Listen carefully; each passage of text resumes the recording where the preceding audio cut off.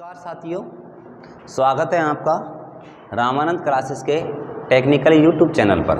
दोस्तों, अपन पढ़ रहे थे चौहान वंश और चौहान वंश में पढ़ते अपन आ गए दोस्तों चौहान वंश का जो अगला शासक था और उसकी बात है 1158 की। 1158 में चौहान वंश का अगला शासक है दोस्तों विग्रहराज चतुर्थ। चौहान वंश का अगला शासक है विग्रहराज चतुर्थ, जिसे बीसल देव भी कहते हैं। जिसे क्या कहते हैं? बीसल देव भी कहते हैं। विग्रहराज चतुर्थ या बीसल देव। देखो दोस्तों, क्या बंद करोगे? बीसल देव या विग्रहराज चतुर्थ भी कहते हैं।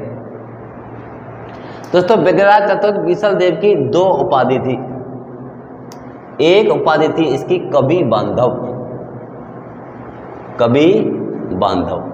एक उपाधि थी कवि बांधव और दूसरी उपाधि थी कंठावरण। कंठावरण, कंठ प्लस आवरण बराबर कंठावरण।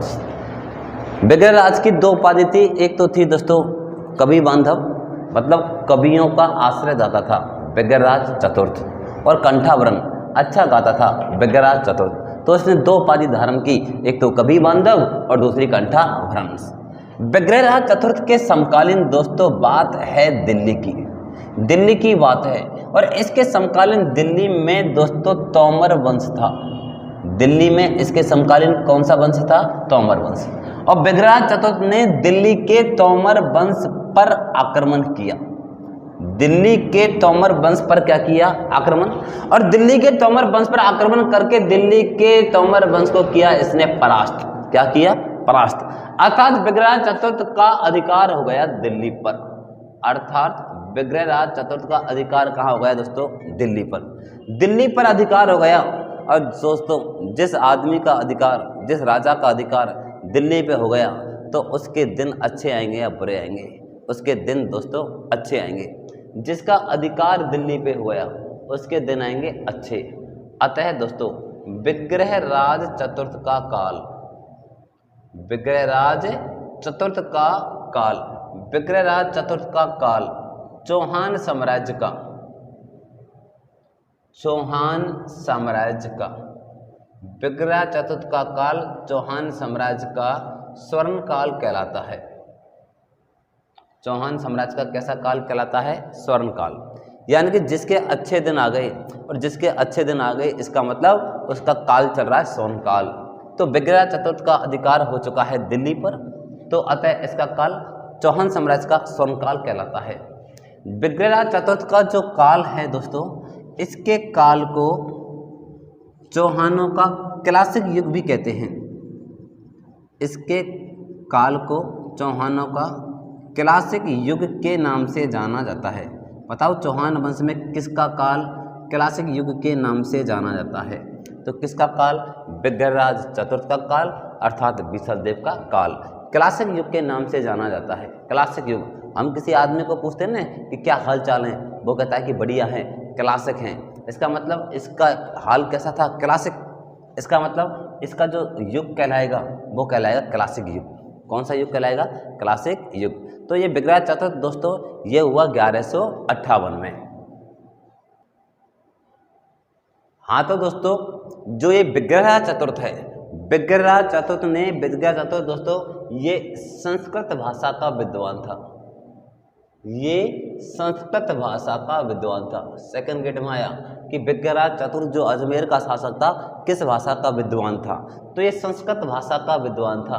और इसने संस्कृत भाषा में दोस्तों एक नाटक लिखा जिसका नाम है हरिकेली। संस्कृत भाषा में एक नाटक लिखा, नाम क्या है? हरिकेली। और दोस्तों हरिकेली नाटक की कुछ पंक्तियां, हरिकेली नाटक की कुछ पंक्तियां लिखी हुई हैं अढ़ाई दिन के झोंपड़े की दीवार पर। अढ़ाई दिन के झोंपड़े की दीवार पर, अढ़ाई दिन के झोंपड़े की दीवार पर हरिकेली नाटक की कुछ पंक्ति लिखी हुई हैं। और हरिकेली नाटक की कुछ पंक्ति लिखी हुई हैं राजा राम मोहन राय के स्मारक पर।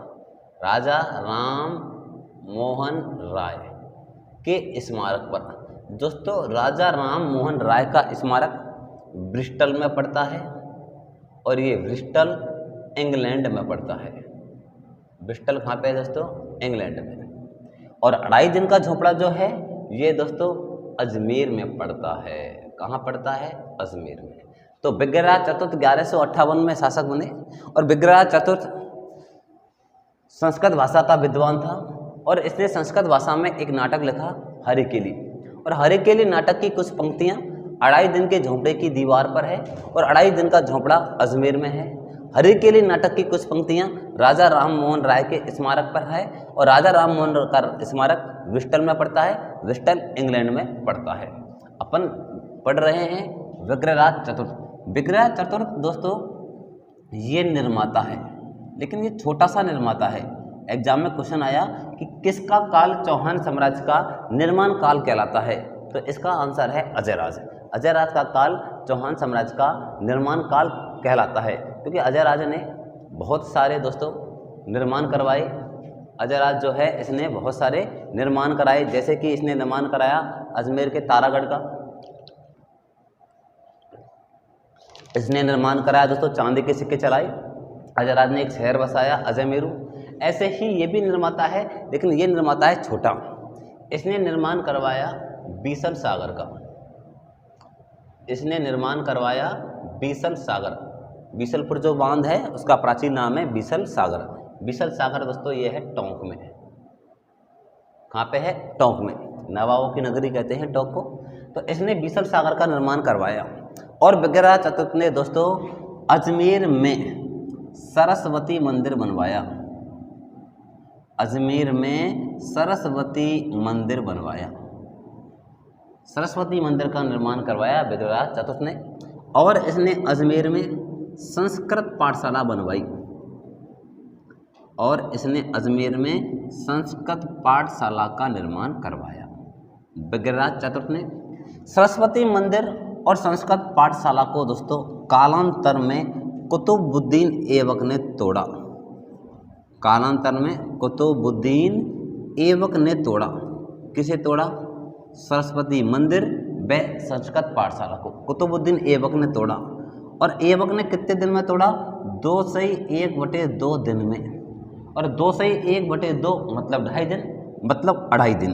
और 2/1/2 दिन में इसने 2.5 दिन के झोंपड़े का निर्माण करवाया। 2.5 दिन के झोंपड़े का निर्माण करवाया कुतुबुद्दीन ऐबक ने 2/1/2 दिन में, अर्थात 2.5 दिन में 2.5 दिन के झोंपड़े का निर्माण करवाया। 2.5 दिन के झोंपड़े का निर्माण कराया। कहाँ पे कराया दोस्तों? अजमेर में। 2.5 दिन के झोंपड़े में 2/1/2 दिन में 2/1/2 दिन में 16 खंबे बन के तैयार हुए। 2.5 दिन में 2/1/2 दिन में 16 खंबे बन के तैयार हुए। अतः 2.5 दिन के झोंपड़े को 16 खंभों का महल कहते हैं। 2.5 दिन के झोंपड़े को 16 खंभों का महल भी कहते हैं। ये जो 2.5 दिन का झोंपड़ा है अजमेर में बना हुआ है, इसको विस्तृत रूप 2.5 दिन के झोंपड़े को विस्तृत रूप, इसे विस्तृत रूप दिया है दोस्तों इल्तुतमिश ने। सेकंड ग्रेड में आया इल्तुतमिश ने। 2.5 दिन के झोंपड़े को विस्तृत रूप किसने दिया है? क्या लिखा है? इल्तुतमिश ने। दोस्तों ये क्वेश्चन आया 2.5 दिन के झोंपड़े का वास्तुकार कौन है? 2.5 दिन के झोंपड़े का वास्तुकार कौन है? तो 2.5 दिन के झोंपड़े का वास्तुकार है दोस्तों अबू बकर। कौन है?